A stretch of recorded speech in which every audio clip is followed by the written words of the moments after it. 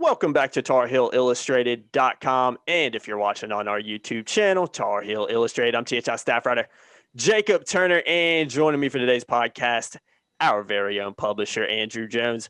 Andrew, big game coming up for the Tar Heels this weekend. I don't even need to tell the fans that are watching this video what it is. They already know. They've seen it in the title. But Carolina obviously taking on Duke this Saturday in Chapel Hill, regular season finale for the Tar Heels, senior night for the Tar Heels. Fans back in the Smith Center finally, obviously returned the last Saturday in the Florida State game, but there'll be fans in there again, about 3,200 or so of them, mostly students. So big game for the Tar Heels for many reasons, which we'll talk about in this kind of look-ahead preview podcast for the Duke-Carolina game. But as we always do, let's kind of dive right into it.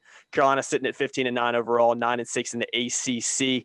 Looking at Duke sitting at 11-10 overall, 9-8 in league play. Firmly on the bubble. I know a team that's kind of been fluctuating back and forth. They had a really good stretch recently where they won a few games consecutively. Now looking at them, they've lost two straight, both in overtime as well, losing at home to Louisville and then at Georgia Tech on Tuesday night. So Carolina obviously winning earlier this season as well in Durham, 91-87. So I know we've talked about it in a previous NCAA tournament podcast that we did, which if you haven't seen, go check out. Just click on the channel below after this video and you'll see that one pop up. It's a big game for the Tar Heels. It's a big game for Duke. Carolina kind of sitting in a similar position in terms of trying to make the NCAA tournament. A win over Duke in the regular season finale would obviously be huge for the Tar Heels' chances of doing that. And on the flip side, Duke beating Carolina in Chapel Hill would be huge for their NCAA tournament hopes as well. So AJ, I know it's Duke Carolina. It's always a big game, but for more reasons than one this year, man, you look at those records between Carolina and Duke, it's not great. So this is a kind of a must win for both teams in a lot of ways. It is. Well, for Duke, Duke's getting close up over that to win the ACC tournament. Yeah, they're getting to that. Especially if Duke loses, this is a Duke podcast, but Carolina fans are, whether they admit it or not, they're always very interested in what Duke does. And same thing with Duke fans in Carolina. If Duke doesn't win Saturday, I think the Blue Devils have to win the ACC tournament to get in, which would mean winning 4 games in 4 days. And I don't think this Duke team could do that. So, I don't expect Duke to make the NCAA tournament unless they beat Carolina, which would be a quad one win, and then win a couple games in Greensboro. That's Duke's formula. For Carolina, and when we did the NCAA podcast, so we're not going to really go into the NCAA ramifications. They got to win. It's got to win games. Yeah. They win Saturday, win a game in Greensboro. The Tar Heels will be in good shape. They'll be in the tournament. So how do they win this game? How do they go about winning this game? Well, if you look at recent trends, going back to the Pitt game, they play really well, and they don't. Play really well, and they don't. Consistently inconsistent, the term. Northeastern was sort of the outlier. They played well enough 2 consecutive games, but Northeastern was just kind of thrown in there. So we're going to look at this more as versus ACC teams or quality opponents. And Marquette, being a Big East team, has to be considered a quality opponent. So since the Tar Heels did not play well Monday night, conventional wisdom suggests if the pattern holds, the Tar Heels will play very well Saturday. Yeah. I think we could throw that out because I think the fact that the Tar Heels are hosting Duke, I think Carolina presents problems for Duke, especially with its inside game. Although I think Duke is more capable of countering it now that Mark Williams is a fixture in what Duke is doing. Duke is bigger, longer, more stout in the paint than it was before. Williams did play some in the first game, but he wasn't much of a factor.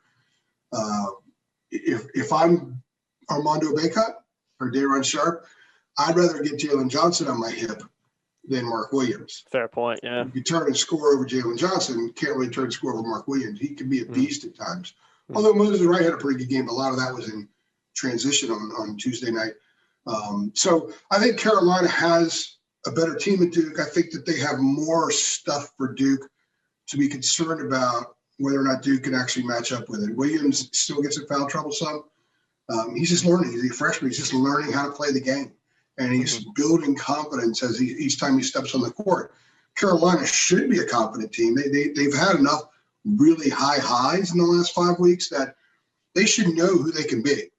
And the whole point would be having a clear mind and having the energy level to be that team. And I don't think energy is going to be an issue. They're going to get fans in the building. That's going to be an amazing sixth man for Carolina. I thought the fans kind of hurt. The fans didn't hurt. I thought the players were too amped up in the first half against Florida State. Yeah. And tried to play to it, and they were a little too fired up. But once they kind of got a little more composed and allowed the fans to assist them, then they became an asset. And I think they'll be an asset on Saturday. So this is going to be an interesting game. Carolina's pattern, I expect it to hold, but I don't think it will hold because of the pattern. I think that this is an isolated game. The Tar Heels will be ready. They know what they must do to beat Duke. And by the way, Caleb Love, 25 points in the first meeting. He's only been double figures once since then. That was 10 the other night at Syracuse. I don't think they need to get 25 from him to beat Duke. No. I think if he plays the way he's been playing since they played Duke, and he's kind of, he's been doing the game management thing a little bit, he's just still feeling his way around. I still think the Tar Heels should win this game, even if Caleb Love is 3 for 10 and scores 7 points. Yeah, you talk about Carolina's kind of recent trend of going all the way back to that Louisville game, what they beat Louisville, lost to Marquette, beat Florida State, lost to Syracuse. So, I mean, if you're going off that record, like you mentioned, I mean, it looks like Carolina's going to beat Duke. I mean, that's the factors I'm taking into our staff picks here over the next couple of days because I have no idea what to expect from this Carolina team. And I'm cutting in here, and I'll feed it right back to you very quickly. But I over time, one thing it's taught me is that you can't really go into this game thinking, well, this is the way they're playing. Yeah, no. Or this is the way the other team's playing, because these games are so isolated. Yeah, absolutely. They just, it's like you have the season, and then over here you have the first Duke game and the second Duke game. Mm-hmm. Mm-hmm. And then if they play in the ACC tournament, I think it's actually more of a where are they now matchup. Yeah. And we saw it a couple of years ago. Carolina won both regular season games. They played in the ACC tournament in Charlotte, and Zion played. Duke had that almost last second win. Duke went a little bit further in the NCAA tournament. Duke was probably a little bit better when Zion was healthy. Both were really good teams. So I think that this is an isolated thing. I just don't think the pattern is going to be – if Carolina was playing anybody else, I'd be married to the pattern. Yeah, exactly. But I do think the pattern – it's going to appear that the pattern holds because they think they're going to play well. So they're going to say, well, they see they responded to Syracuse by playing well. But I still think it's an isolated thing. Yeah, no, absolutely. That's the logic. Regardless, I do agree with you. That's just the logic I'm taking into our staff picks. I have no idea That's what to expect from this Carolina team. That, my friend. I have no idea what to expect. You've been around enough now. You're entitled to use your own logic and your own foundation for what exactly, man. I wish I didn't have to use that logic, but and you could well be right. This, they may go into Greensboro and play like crap in the first game. Yeah, you just don't know, and that's been a theme of this kind of Carolina team for most of the season. Is just you don't really know what team you're going to get from a night to night basis a lot of the time. So that's the logic I'm using. I'm going to stick to it, whether it's right or wrong. But AJ, let's talk about just what do you think, in your opinion, what does Carolina need to do to win? I know you got the fans there.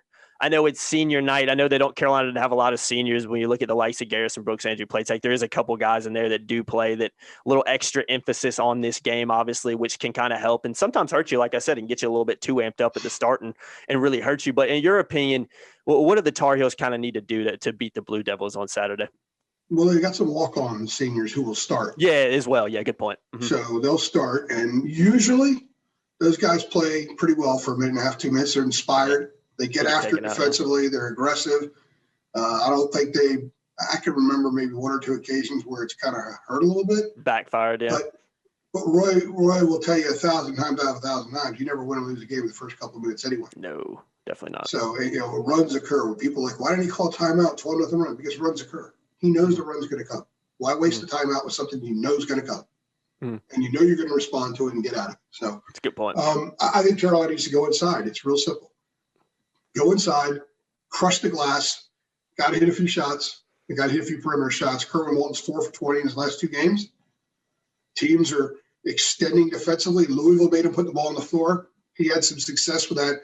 Maybe the COVID factor with Louisville was there was no help side. Mm-hmm. He had that one drive to the basket. Once he got by his man, Dre Davis, he got by him at about the 17 feet from the basket, and there was no recovery. There was no help, and he basically got to the basket. That help was there a little bit more in the last couple of games. So teams are going out and they're like, okay, look, the only guy on this team that we know really has a good chance of getting hot from the perimeter is Kerwin Walton. So if we go keep him from shooting those shots, Carolina becomes an inside the arc team. And Duke is always extended defensively anyway. I think that's what they'll do. So they're going to have to hit some threes. but they don't have to hit a lot of threes. They just need to go inside, get Mark Williams in foul trouble, and crush the glass and get a lot more out of the offensive rebounds than they have been getting. They had 26 against Syracuse, but they only had 25 second chance points. Mm-hmm. They lost by 2. You need to be about 1.3 points per offensive rebound. If they did that against Syracuse, even with as poorly as they played, they come away with a win. So that's what they need to do to beat Duke. And on the defensive end, they had a good plan, did a really nice job keeping Matthew Hurt from getting touches in that first game. He only scored 7 points. I think he had 6 shots and fouled out, played 21 minutes. But I asked Roy after the game, those first 10 minutes of the game, he had 1 shot. That was before he got into foul trouble. Oh, no, yeah. So they were keeping – you don't stop Matthew Hurt once he gets the ball. He's too damn good. You keep him from getting the ball. That's how you stop a guy like that. So that will be their mission. If they can keep him from getting touches and they could dominate inside, do what they're supposed to do inside and be more efficient. They were 11 for 21 on layups at Syracuse. They got to be more efficient than that. They've got to get more out of their offensive rebounds. If they do that and hit a couple of threes, they're going to win this game. Yeah.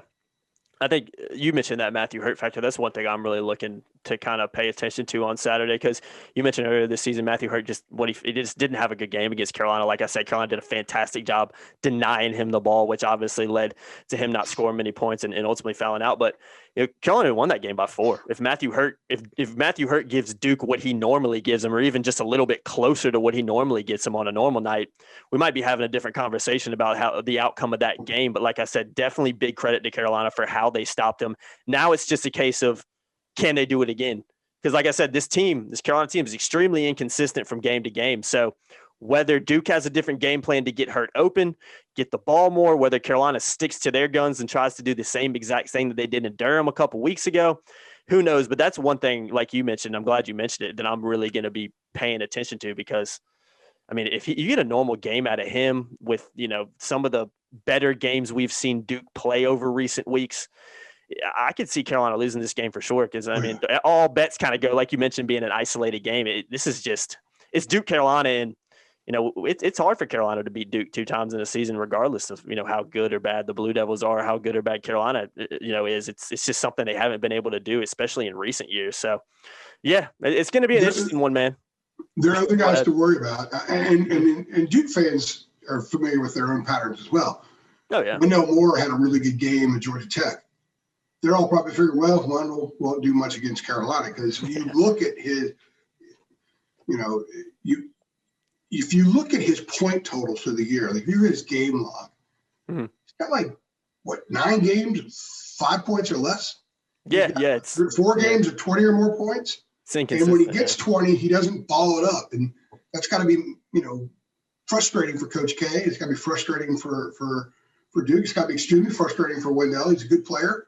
Mm-hmm. He's just still trying to find that consistency. He's still growing as a player. But let's say he kicks the pattern thing to the side. If Carolina could kick it to the side, so could Wendell Moore, right? Mm-hmm. And let's say he has a good game. I think when he's playing well and he's playing with confidence, I think he could create some matchup issues for Carolina, especially if Leakey's going to be on Hurt, for example, and keeping Hurt from getting touches like has happened before. And, who's going to guard Wendell Moore? I think that if Duke comes to play and they play well, they have a lot of different guys that can have a good game. Yeah. And Carolina does too, but I think that, that will force Carolina to really, really defend. And sometimes the Tar Heels aren't really good at defending everything. Mm-hmm. They can defend a couple of things, but they don't defend everything. And those kickouts for threes, they've hurt the Tar Heels. Yeah. And that's kind of what Duke could do. Duke was trying to do that big time at Georgia Tech. And, Stewart and Roach can hit some shots out there, Stewart especially. That's how Duke can win this game. I still think Carolina, though, if they exercise a few of their the top few parts of their mission, going into every game, dominate the glass, get the ball inside, be efficient inside, hit a couple threes, and then keep Hurt from getting those touches. I really believe that if they do those things, doesn't matter what else happens, they're going to win the game. Mm-hmm. But how often do they properly execute the top 3 or 4 things on their mission list going into a game? It's very rare. Yeah, exactly, AJ, exactly. And last thing I want to ask you before we wrap it up, I won't be at the game. Credentials are extremely limited this season. It's been very hard, especially for big games like this where there's a lot of local media looking to get 2 credentials. Some national too.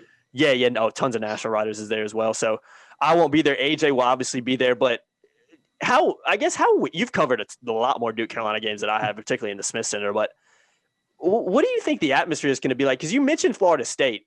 It sounded like there was more than 3,000 people in there in terms of how loud it got at times. Now, Duke and Carolina at the games I've been in terms of a packed house in Chapel Hill, there's nothing like it. But I mean, what are your thoughts on that, man? Just being in there, Duke Carolina game. There's only 4,000 people here. Like, is that going to be weird? I mean, I know 2021 and 2020 have been crazy altogether, so nothing really surprises us anymore. But still, is it be weird? Is the most redundant? Will it be weird? It's like, of course, it weird? It's the most redundant. Like a rhetorical question. Yeah, exactly. But what are your thoughts on just kind of that aspect of it? Because that is something that we have not seen. We haven't seen fans they weren't in Durham for the Duke Carolina game. There's nobody that Duke allows in. No media. Yeah, I mean, there's nobody there, so it's going to be weird, to say the least. I know that's a term we've been using for about the past 11 months, but still, what are your thoughts on that specifically? I think this will be my 55th Duke Carolina game, but wow, I'm not counting. That's awesome. Mm-hmm. Everybody in the not keeping count or anything, but if you follow Brett Freeland on social media, you'll know how many for him, because he knows tweeting out the storm when we couldn't get in for the game in Durham. Exactly. No, I think you're right. It sounded like I've only been in a few games where there have been fans this year.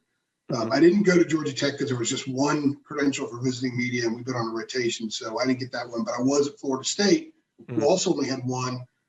So I was there, and they had fans, and that was the loudest building I'd been in. Clemson had fans. There were like 400 people at Iowa, mostly like families and faculty and stuff like that, athletic department personnel, maybe some players, roommates or friends or something. There wasn't even a student section. There was some young people there. But that wasn't loud. But last Saturday for Florida State, that was by far the loudest arena I've been in this year. And I guess in pandemic times, it sounded like 21,750. Yeah, it kind of did. Because who's heard 21,750 in the last year? Been a long time, yeah. Been a long time. I don't know how many games I've done in the Dean Dome. Like, what did I tell you? I'd have to think about it, what it is. It's like I can't remember. You did tell me, but I can't remember. I don't remember. Like 400 reigns around there somewhere. Yeah, I'm going to do this off season. I'm going to do you that favor, and I'm going to mark all that stuff down. I would love to know, exactly. Yeah. But, yeah, I was around 400 because I think I threw it in my column. And I've never heard the fans chant a freshman's name. 3 times nonetheless. Yeah. Walker Kessler being that. So it was loud. I thought the fans were an asset to the team. Oh, yeah. It was the first time the freshmen had played in front of fans in the Dean Dome, which is and that has an impact. No mistakes about it. That has an impact. And I think it will have an impact Saturday. Yeah, it will have an Duke played at Georgia Tech last night. There was a nice crowd there. They were making some noise, but it wasn't like 1,000 people. It was a smaller building, obviously, McCamish, but the fans will be a part of the game, and that they're mostly students, and that they have a lot of venom that they'll be spewing toward the Blue Devils. I think will help Carolina. So I think they'll be a factor, but I don't think the fans are going to convert shots around the rim. That's a problem for That's a good point. Yeah, the fans can't. I don't think fans are going to keep Carolina from when they switching back in time, and I don't think fans are going to help Kerwin Walton stroke it all. Yeah, so they're going to help with the edge and the energy, but they're not going to help with anything else. Carolina has to play well to win this game, period. Exactly. Big game for both teams coming up on Saturday. I mean, it's getting close to the NCAA tournament, the postseason. So the last regular season game of the year for the Tar Heels and a big one. So we'll see how it goes. But I think that's a good place to wrap it up, AJ. As always, guys, like I mentioned, AJ will be at that game on Saturday. So we'll have all the coverage you need. Just make sure to keep it locked on our YouTube channel here and on our website, TarHeelIllustrated.com. Let me throw something out there real fast. People go to our Twitter. If you don't follow us on Twitter, @HeelIllustrated, not Heels, @HeelIllustrated. I put a ton of stuff up. They only let us in the building these days an hour before tip-off. It used to be 2.5 hours. I put a ton of stuff on Twitter. I probably shoot, 15, 20 videos? Oh, at least, yeah. 15 videos before the game. Atmosphere stuff. I did a lot of stuff with the fans every day. So I'm going to be in there as early as they let me in. And I'm going to start shooting videos. So go to our Twitter feed, follow us there. I'll have a lot of really neat stuff on. I'm going to get as close as I can because they're still keeping everybody away from the court, even the media. And so you'll get a feel for what it's like in the hour building up to tip off for the stuff that I pop on Twitter. So I'm looking forward to doing it. I enjoy doing that. Get a lot of feedback. People enjoy it and kind of gets people jazzed up for the game, and that'll certainly be the case for Saturday. Exactly. And if you guys need a link to that Twitter, just click on the description below. I believe our Facebook and Twitter is both linked down there. So you can just click there and it'll take you right to our Twitter profile at Heel Illustrated. As always, guys, if you've enjoyed this video, be sure to like it, be sure to share, be sure to subscribe. And actually, I'm going to throw this in here. If you think Carolina's going to win on Saturday, if you think Carolina's going to end up getting the victory, give us a thumbs up below. Go ahead and like this video. And we'll see what happens on Saturday. But as always, guys, I've been Jacob Turner. He's been Andrew Jones. We'll see you guys in the next one. Thanks.